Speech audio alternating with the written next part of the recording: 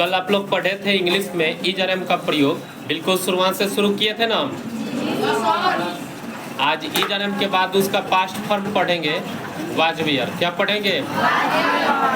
Was where का प्रयोग इसके पहले आप लोग पढ़ा होगा, पढ़े हो कि नहीं?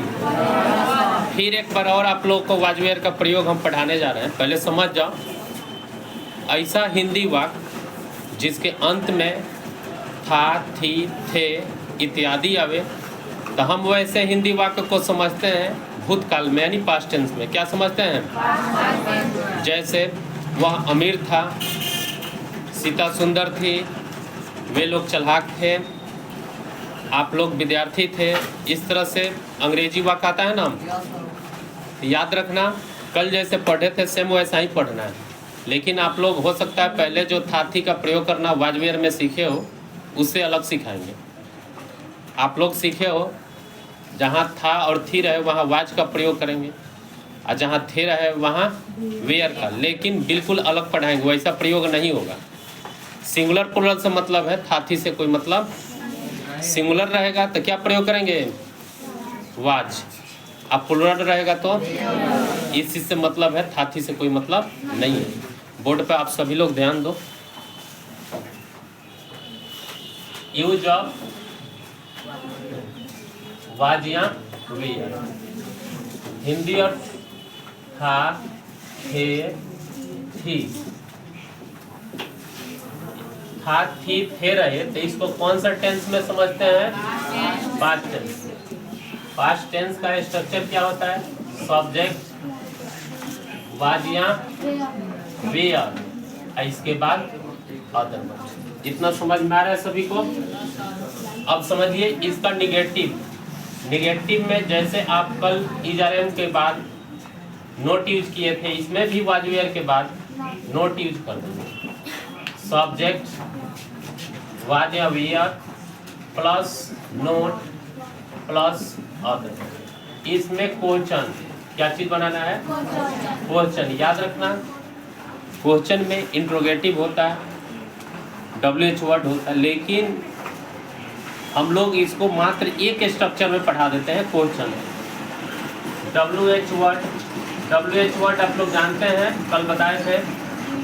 What, why, when, who, how, ये सब क्या है? WH वर्ड है। क्या है? देखो WH वर्ड के बाद वाज वेयर का प्रयोग करते हैं, उसके बाद सब्जेक्ट। यदि नोट रहे तो नोट देते हैं, नहीं तो अदर वर्ड, आप क्वेश्चन मार्क चिन्ह जरूर देते हैं। अब इसमें जो रूल है, एक नंबर वाज वेयर का प्रयोग करने का, सब्जेक्ट के रूप में he, she, it and singular name. And क्या होना चाहिए? Singular name. समझ रहे हो? बोलो। एक नाम। तो क्या चीज का प्रयोग करेंगे? वाज का। स्पष्ट रूप से आप लोग को समझ में आ रहा होगा, बिल्कुल समझ में आएगा। दूसरा पॉइंट है इसमें, सब्जेक्ट के रूप में we, you, they and plural names. Plural names रहे तो क्या चीज का प्रयोग करेंगे? वेयर का। क्या चीज का? लेकिन एक चीज छूट रहा है, आई। प्रेजेंट में रहता है तो आई के साथ एम का प्रयोग करते हैं, पास्ट में रहे तो आई के साथ भी वाज का प्रयोग करते हैं। क्या चीज का? तो यहाँ पर जहाँ ही लिखे हैं, इसमें ही आई को शामिल कर लिया जाए। He, she, it, I and singular name तो was, we, you, they and plural names तो वेयर। बिल्कुल समझ में आ रहा है सभी को? चलो एक चीज और बताते हैं जो क्वेश्चन टेक्स्ट में प्रयोग होता है। वाज नॉट प्रयोग करना चाहते हैं तो प्रयोग कर सकते हैं, और यदि चाहते हैं कि वाज नॉट का प्रयोग ना करें तो वजंट का प्रयोग होता है। क्या चीज का प्रयोग होता है? वजंट। याद रखना। अब वेयर नॉट मिलकर वेयर प्लस नोट मिलकर बन जाता है वरांत। क्या बन जाता है? वरांत। इस तरह से इसका प्रयोग करके बनाते हैं। एक वाक्य इसमें बनाया जाए, सिंपल सा वाक्य बोलते हैं कि वे लोग दयालु थे। गौरव स्टैंड अप हो जाओ।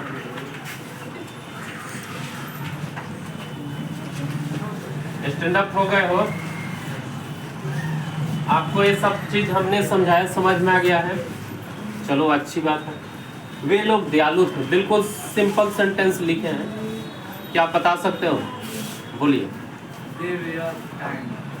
वे लोग का क्या होगा? दे। अब तो वाज वेयर का प्रयोग करना आसान हो गया। दे वेयर क्या लिख देंगे? काइंड। अब यहाँ पर मुख्य जो पॉइंट हम एक बार समझा रहे थे, शुरू में बताए थे कि वाज वेयर का प्रयोग साथी पर डिपेंड नहीं करता है, सिंगुलर प्लूरल पर। जैसे लिखना होगा शिक्षक उपस्थित थे।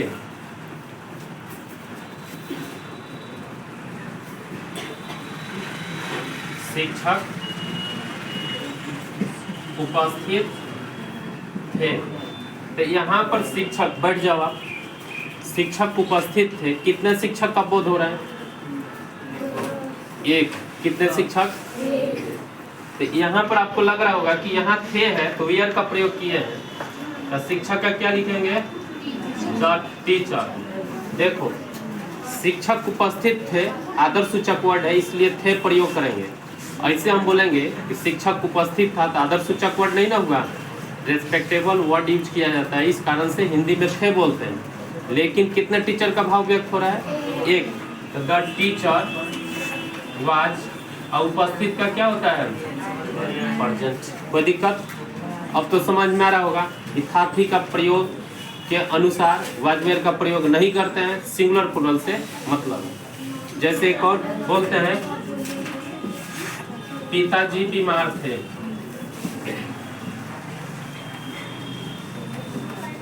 पिताजी बीमार। अच्छा बताओ पिताजी का अंग्रेजी क्या होता है? फादर सिंगुलर की plural? Singular. Father singular.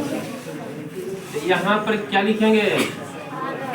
Father was ill. यहाँ पर साथी से कोई मतलब है? सिंगुलर प्लूरल से मतलब है। क्लियर हो गया सभी का? अब एक और, राम और श्याम विद्यार्थी था। राम और श्याम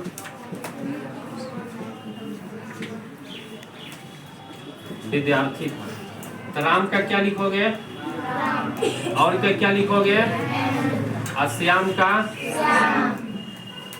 अब यहाँ पर देख रहे हो कि था है तो आपको लग रहा हो कि वाज का प्रयोग है, लेकिन ऐसा बात नहीं है। यहाँ पर देखो सिंगुलर है कि प्लूरल है? प्लूरल है। दो नाम है तो प्लूरल है, तो इस स्थिति में क्या चीज का प्रयोग करेंगे? अब विद्यार्थी का, तो यहाँ पर स्टूडेंट में भी एस जोड़ेंगे क्योंकि सब्जेक्ट प्लूरल है तो ऑब्जेक्ट भी प्लूरल फॉर्म्स होगा। स्टूडेंट का सिंगुलर प्लूरल होता है। बिल्कुल इतना स्पष्ट समझ में आ रहा है सभी को? आशा करते हैं कि सभी लोग बहुत बढ़िया से समझ गए होंगे। किसी को इसमें कहीं दिक्कत?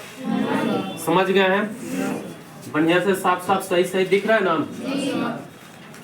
इसको बढ़िया से आप लोग नोट कर लो, और बढ़िया से नोट करने के बाद घर पर बैठकर एक बार नहीं 10 बार पढ़ना, रिवीजन करना, बार बार याद करना, और इसका ट्रांसलेशन बनाने का अभ्यास करना। बिल्कुल आप ये सीख जाओगे। बहुत आसान है। धन्यवाद।